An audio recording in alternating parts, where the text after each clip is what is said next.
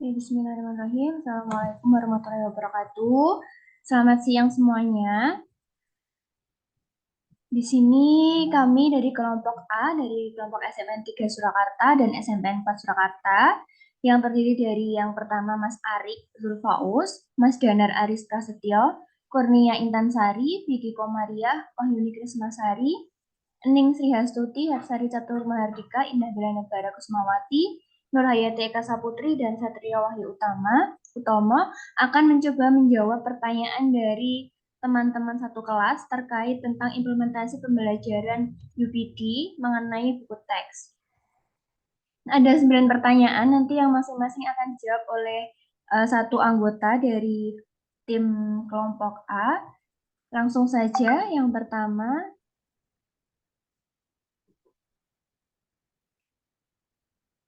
saya slide dulu ya.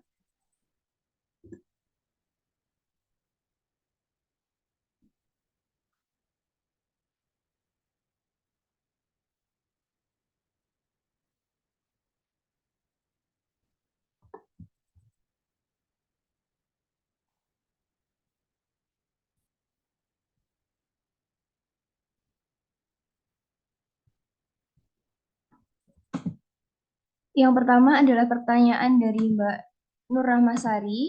Bagaimana buku teks dapat menjadi sumber belajar bagi peserta didik yang menarik, di mana saat ini peserta didik menyukai pembelajaran berbasis games. Apakah mungkin sumber belajar buku teks dapat dibuat games menyenangkan?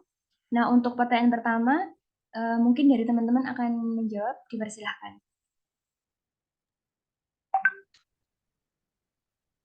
Ya, izin menjawab Mbak Putri. Ya, silakan Mas Arik. Pertanyaan dari Mbak Nur Rahmasari, yaitu bagaimana buku teks dapat menjadi sumber belajar.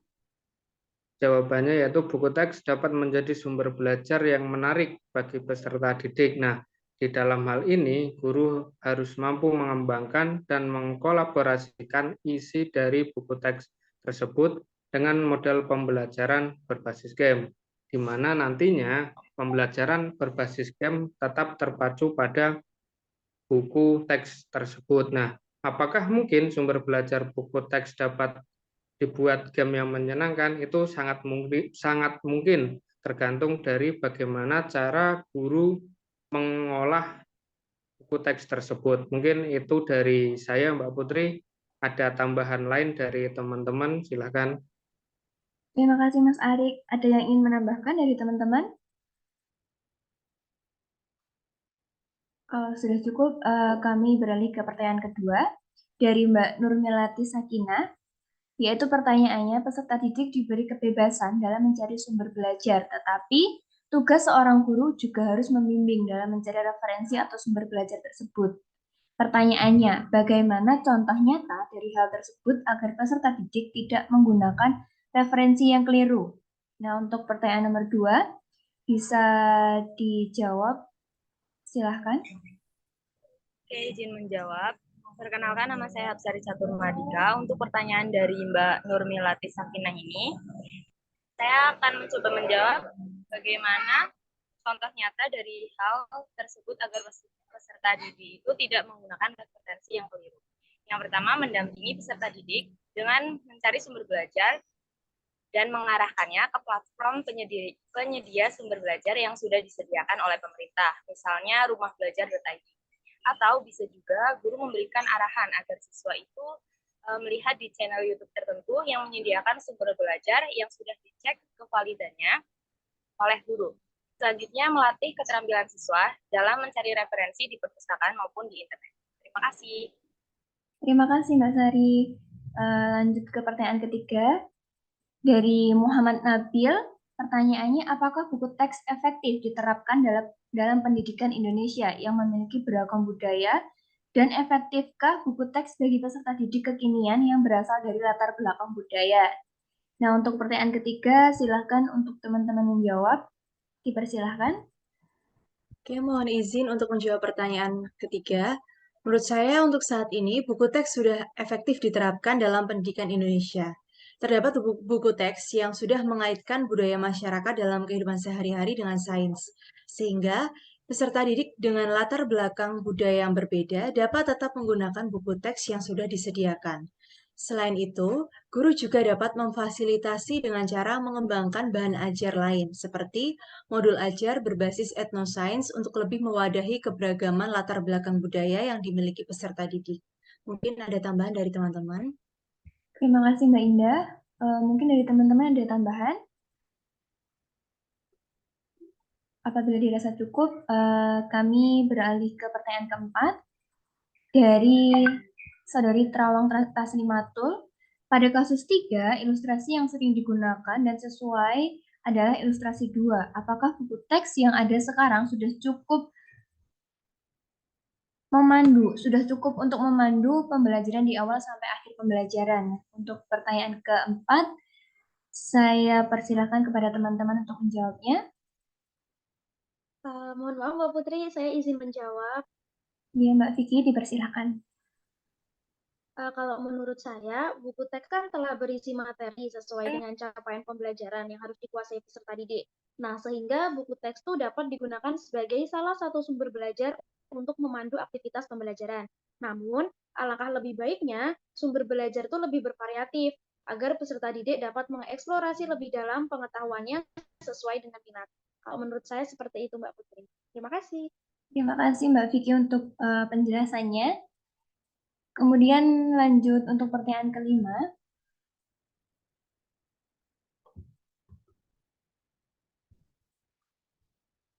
Sebentar, saya set screen terlebih dahulu untuk pertanyaan. Nah, untuk pertanyaan kelima yaitu dari Diah Pramesti, pertanyaannya adalah kelompok kalian menjelaskan bahwa dalam buku teks yang disediakan oleh Kemendikbud sudah mencakup penilaian afektif, kognitif, dan psikomotor. Tetapi, apakah untuk penilaian afektif dan psikomotor sudah ada rubrik penilaiannya? Kalau belum, bagaimana cara guru untuk mengatasi hal tersebut? Nah, untuk pertanyaan kelima bisa dijawab oleh teman-teman, silahkan. Izin menjawab. Terima kasih. Izin menjawab, Mbak Putri. Silahkan. Ya, jadi pada penilaian afektif, kognitif, dan psikomotorik itu di dalam buku siswa belum ada. Namun, sudah disediakan pada buku pegangan guru dan juga modul ajar dari Kemdikbud. Jika belum ada rubrik khusus dalam menilai ranah afektif dan psikomotorik, maka guru bisa mengembangkan rubrik tersebut yang ada dengan memperhatikan karakteristik siswa. Guru juga bisa memodifikasi asesmen yang ada di buku teks dengan tetap memperhatikan tujuan pembelajaran yang ada. Menurut saya seperti itu. Mungkin ada tambahan dari teman-teman yang lain. Terima kasih Mbak Ning untuk jawabannya. Mungkin dari teman-teman ada yang ingin menambahkan? Apabila dirasa cukup, kami lanjut untuk pertanyaan ke-6, yaitu dari Dwi Arianti. Pertanyaannya disampaikan bahwa buku pegangan umumnya hanya digunakan untuk merangkum ide-ide penting dan sebagai landasan memecahkan masalah dan pendukung argumen penting. Apakah buku teks yang digunakan peserta didik saat ini sudah memfasilitasi hal tersebut untuk digunakan dalam pembelajaran? Untuk pertanyaan ke-6, apabila teman-teman ada yang ingin jawab, dipersilahkan. Iya, Mbak Putri izin menjawab pertanyaannya dari Dwi Arianti. Silahkan Mbak Isma.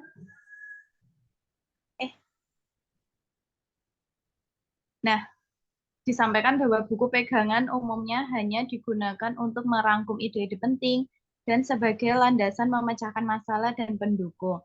Nah, apakah buku teks yang digunakan peserta didik saat ini sudah memfasilitasi hal tersebut? Menurut saya, belum dapat memfasilitasi apabila untuk merangkum ide-ide penting memecahkan masalah, karena dalam buku teks saat ini tidak begitu lengkap dalam penjabaran materi. Dalam buku teks saat ini hanya sedikit materinya dan kurang mendalam, kurang luas. Sehingga apabila peserta didik diberikan masalah dalam bentuk soal, hitungan, masih banyak yang bingung. Sehingga karena tidak ada penjelasan dan contoh dalam buku teks tersebut. sehingga peserta didik dapat menggunakan buku teks yang lain untuk mendukung pembelajaran. Seperti itu Mbak Putri, jawaban dari saya. Terima kasih Mbak Risma untuk jawabannya. Kemudian kami akan lanjut ke pertanyaan ke-7. Izin menjawab pertanyaan yang tadi Mbak Putri. Oh, Boleh iya. menambahi? Silakan Mas Satria jika ingin menambahkan. Oh ya, izin menjawab pertanyaan dari Mbak Dwi Arianti, apakah Butas itu sudah memfasilitasi kebutuhan dari peserta didik atau belum? Kalau dari sumber yang saya peroleh itu karena Butas digunakan sebagai buku acuan sebelum digunakan dalam pelajaran dan digunakan di suatu satuan pendidikan tertentu, baik itu di SD, SMP maupun di SMA SMK, itu sudah melalui uji kelayakan yang dilakukan oleh BSNP atau Badan Standar Nasional Pendidikan. Dan dari hasil uji kelayakan itu nanti akan ditetapkan melalui peraturan menteri. Nah, dengan demikian berdasarkan uji kelayakan itu, buku teks itu sudah memfasilitasi kebutuhan dari peserta didik dari segi informasi maupun materi pelajaran yang dibutuhkan oleh peserta didik. Namun demikian, karena namanya buku teks itu tentunya masih belum lengkap walaupun sudah melalui uji kelayakan, tentu masih membutuhkan sumber ajar lain sebagai sumber ajar pendukung dari buku teks yang digunakan tadi. Kurang lebih seperti itu Mbak Putri kalau dari saya. Terima kasih Mas Satria. Dari jawaban Mbak Risma dan juga Mas Satria tadi dapat disimpulkan kalau buku teks ini sebenarnya sudah melalui uji kelayakan dari Kemdikbud ataupun pemerintah, namun belum terlalu mendalam. Jadi siswa bisa menggunakan buku teks yang lain atau sumber belajar yang lain untuk menambah wawasannya. Seperti itu, nggih? Terima kasih untuk jawabannya. Kami lanjut untuk pertanyaan ke-7 dari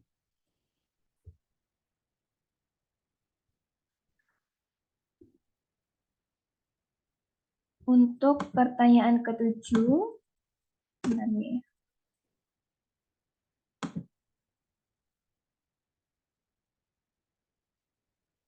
dari Rima Raniesa Pelita Sari. Kita tahu bahwa saat ini zaman semakin maju dan teknologi berkembang dengan pesat. Termasuk sumber belajar juga tidak hanya melalui buku teks saja. Menurut kelompok Anda, apakah penggunaan buku teks masih efektif digunakan sebagai sumber belajar di sekolah? Jika ya, apa saja faktor yang mempengaruhi hal tersebut sehingga buku teks diklaim masih efektif digunakan sebagai sumber belajar? Nah, untuk pertanyaan ke-7, dari rekan-rekan apabila ada yang ingin menjawab, dipersilahkan. Izin menjawab Mbak Putri. Ya, Mbak Intan, silahkan. Nah, menurut saya buku teks itu masih efektif digunakan sebagai sumber belajar di sekolah. Nah, itu juga sesuai dengan Pusat Perbukuan pada tahun 2004 dijelaskan bahwa buku sekolah, khususnya buku teks, merupakan media instruksional yang dominan perannya di kelas dan bagian sentral dalam suatu sistem pendidikan. Nah, jadi melalui kegiatan membaca buku, peserta didik ini dapat memperoleh pengalaman tidak langsung yang banyak sekali. Nah, buku teks sendiri merupakan salah satu sarana keberhasilan proses belajar mengajar. Jadi, salah satu faktor yang mempengaruhi keefektifan buku teks yaitu dapat meningkatkan hasil belajar peserta didik. Sehingga jika dirasa peserta didik yang memiliki gaya belajar audito ataupun kinestetik itu tidak mengalami peningkatan hasil belajar ketika pembelajaran dengan menggunakan buku teks, maka guru dapat menggunakan sumber belajar yang lain. Mungkin seperti itu Mbak Putri dari saya. Terima kasih Mbak Intan, sudah lengkap sekali ya. Mungkin langsung ke pertanyaan ke-8 dari Bodi Pasca. Pertanyaannya berdasarkan kesimpulan kelompok 1, siswa dapat mencari referensi berdasarkan minat dan bakatnya. Mungkin bisa dijelaskan lebih lanjut dengan contoh konkret juga. Nah, di sini saya izin menjawab. Sesuai dengan kesimpulan kami, yaitu peserta didik itu bisa mencari referensi lain sesuai dengan minat dan bakatnya. Nah, maksudnya di sini adalah peserta didik ini bebas mencari sumber belajar dari mana saja dan dalam bentuk apa saja. Contoh konkretnya adalah ketika peserta didik mencari sumber belajar yang audiotori itu bisa menggunakan podcast atau video, kemudian yang mungkin dia suka membaca itu bisa menggunakan teks bacaan, kemudian yang tidak suka membaca, sukanya melihat gambar itu bisa mencari sumber belajar berupa gambar, mind map, komik, infografis, atau yang lainnya. Nah, yang sekarang ini sering sekali menjadi rujukan itu kadang juga games dalam platform digital pembelajaran lainnya itu juga sering digunakan sebagai sarana tambahan untuk sumber belajar seperti itu. Kemudian lanjut saja ke pertanyaan ke-9, yaitu dari Sueb Lutfi. Mungkin dari rekan-rekan ingin menjawab, dipersilahkan. Baik, untuk menjawab pertanyaan dari Mas Sueb, saya akan mencoba menjawab Mbak Putri, yaitu yang ditanyakan mengenai penyajian materi yang akan disampaikan guru itu dapat dipilih dari berbagai urutan. Nah, apakah setiap urutan materi tersebut bisa acak dan tidak terkait antara satu konsep dengan konsep yang lain karena menyesuaikan dengan kebutuhan peserta didik. Jadi menurut kelompok kami dalam memetakan kebutuhan murid itu guru juga sebelumnya menentukan strategi dan kegiatan pembelajaran. Ya, pada penerapan diferensi pembelajaran ada 3 strategi, yaitu diferensiasi konten, diferensiasi proses, dan diferensiasi produk. Nah, dalam penyajian materi tersebut, ini berkaitan dengan diferensiasi konten, di mana diferensiasi konten itu materi yang akan kita ajarkan kepada murid. Guru itu harus mengukur kesiapan murid, mencari informasi siapa yang akan diberi bahan ajar, kemudian konkret atau abstrak, sederhana atau kompleks, terstruktur, membedakan peserta didik yang masih tergantung, lambat atau cepatnya itu juga kita pertimbangkan. Nah, sebagai guru, alangkah baiknya itu kita terdapat kesepakatan antara guru dan murid mengenai materi yang apa yang akan disajikan dalam pembelajaran, sehingga murid nanti juga dapat melaksanakan pembelajaran dengan rasa aman, nyaman, merasa dihargai, diterima, dan bahagia di kelas. Nah, anak ini dibimbing, dituntun sesuai kodratnya, sesuai kemampuan, serta sesuai minatnya. Jadi urusan dalam mengaitkan antara materi yang akan disajikan atau urutannya itu tidak diharuskan urut atau seperti apa gitu. Jadi tergantung dari kesepakatan guru dan muridnya seperti itu. Terima kasih Mbak Putri. Terima kasih Mas Danar untuk penjelasannya, sangat komplit sekali. Berikut tadi sudah pemaparan dari kelompok kami terkait 9 pertanyaan dari teman-teman. Mungkin nanti apabila ingin ditambahkan bisa menambahkan lewat kami secara personal ataupun forum, dipersilahkan. Mungkin untuk diskusi menjawab pertanyaan pada siang hari ini sudah bisa dicukupkan ya teman-teman, atau ada yang ingin menambahkan? Sudah cukup ya? Mbak. Ya, terima kasih. Untuk itu, terima kasih untuk perhatiannya teman-teman semua. Mohon maaf kalau ada kesalahan dalam menjawab ataupun memberi penjelasan. Kami dari kelompok A mohon undur diri. Assalamualaikum warahmatullahi wabarakatuh.